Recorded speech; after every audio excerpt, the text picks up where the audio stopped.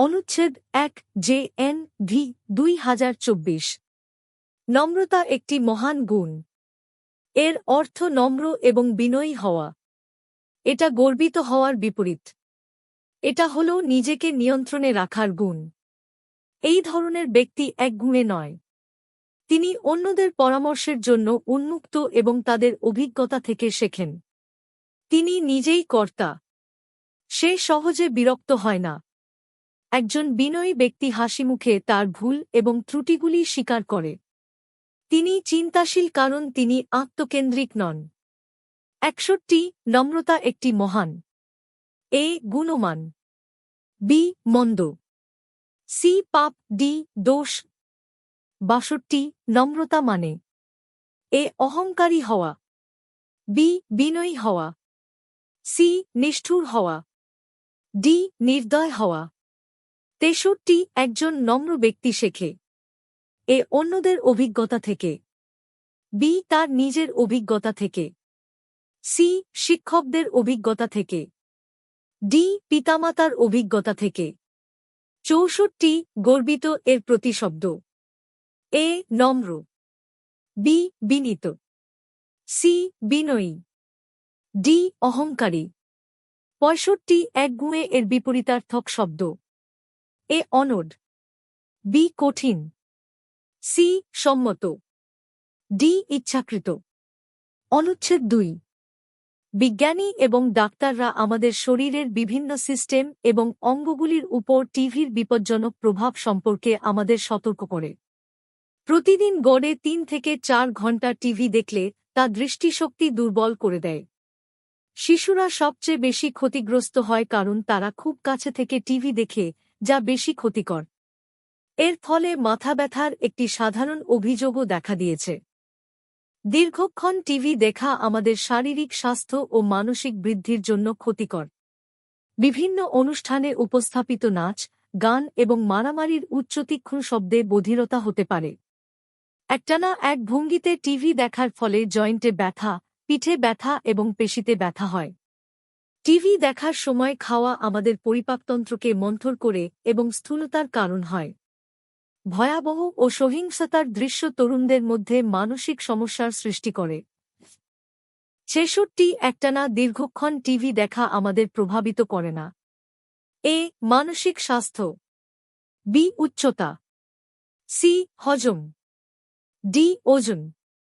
৬৭ ভয়ঙ্কর ও সহিংসতার দৃশ্য তরুণদের মধ্যে মানসিক সমস্যা সৃষ্টি করে। মনস্তাত্ত্বিক সমস্যা এর সাথে যুক্ত সমস্যাগুলিকে বোঝায়। এ মন। বি হৃদয়। সি পরিপাকতন্ত্র। ডি শ্রবণ ক্ষমতা। ৬৮ টিভি দেখা বেশিরভাগ ক্ষেত্রে শিশুদের দৃষ্টিশক্তি প্রভাবিত করে কারণ এ তাদের অলস হজম ব্যবস্থা রয়েছে। বি তারা টিভি দেখার সময় ভুল ভঙ্গিতে বসে থাকে। সি তারা কাছে থেকে টিভি দেখে। ডি তারা টিভি দেখার সময় খায়। ৬৯ অলস শব্দের প্রতিশব্দ। এ উদ্যমী। বি ব্যস্ত। সি ধীর। ডি দ্রুত।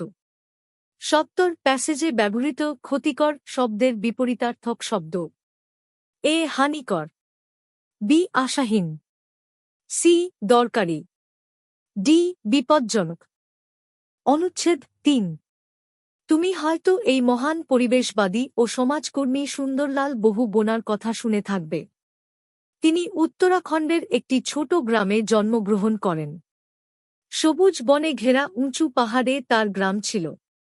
বনগুলো মূল্যবান গাছে ঢাকা ছিল।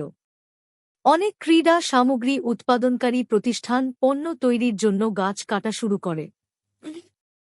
এতে পার্শ্ববর্তী এলাকায় ভয়াবহ বন্যা দেখা দেয়। বন্যার কারণে মানুষ নানা সমস্যায় পড়েছিল। তারা তাদের জীবনে বনের গুরুত্ব বুঝতে পেরেছিল। ৭১ সুন্দরলাল বহু বোনা একজন মহান ব্যক্তি ছিলেন। এ পরিবেশবাদী। বি বিজ্ঞানী। সি শিক্ষক। D doctor. ৭২ তার গ্রাম ঘিরে ছিল। এ অন্ধকার বন। বি বাদামি বন। সি সবুজ বন। ডি শুকনো বন।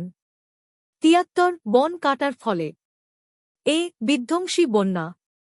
বি ফ্লাডগেট। সি খরা। D floodlight.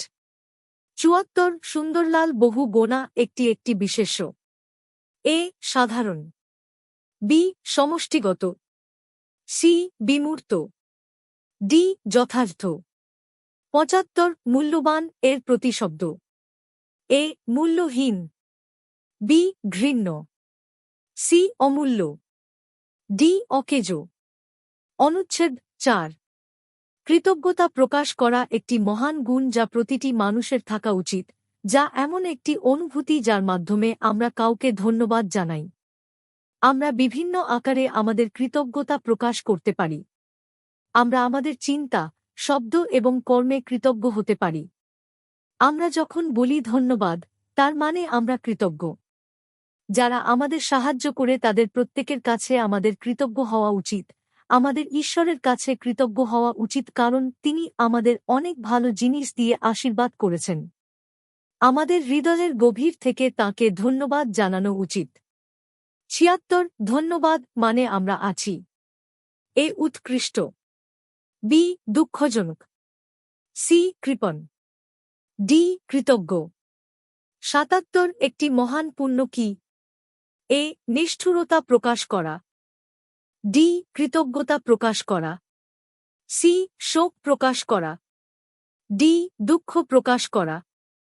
৭৮ মানুষ তার নিজের জন্য কৃতজ্ঞ হতে পারে। এ গুণাবলীর। বি কর্তব্যের। সি আপন চিন্তার। ডি উপার্জনের। ৭৯ উপকারী হল একটি। এ বিশেষ্য। বি সর্বনাম। সি ক্রিয়া। ডি বিশেষণ। ৮০ পুণ্য মানে। এ সদ্গুণ। বি বীরত্ব। সি মন্দ। ডি শান্তি।